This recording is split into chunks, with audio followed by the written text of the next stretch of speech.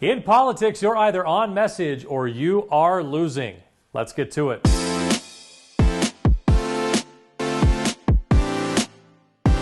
Welcome to On Message, our weekly look at where the battle lines are drawn and who is winning the war of words. This week, contempt and dignity. Politics is a contact sport, and things can get a little rough on the campaign trail, particularly in a tight race. Admittedly, we don't see many of those tight races in Utah, but we have seen things get a little rough in presidential races, and we've seen some rough stuff in recent cycles in the 4th Congressional District in particular. Now, voters always say they don't like negative campaign attacks, but there's a reason why they are so prevalent. They work. It's easier to cast doubt on your opponent than it is to explain the intricacies of your position on the various policies that are important to you and should be important to the voters. So what we get is attack ads with ominous music and cherry-picked votes and quotes that highlight the reasons the other guy can't be trusted with your vote.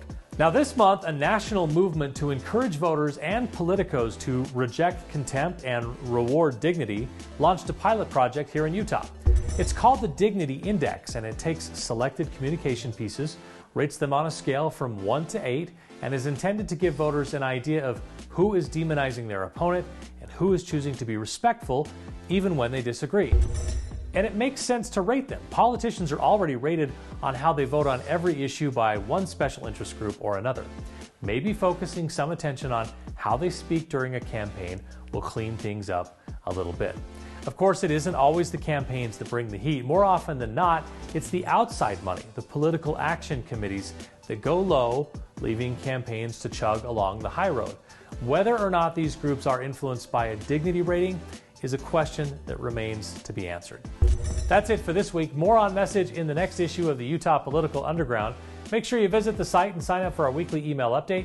You can find more On Message videos, in-depth Utah political stories and analysis, plus podcasts and more at utahpoliticalunderground.com.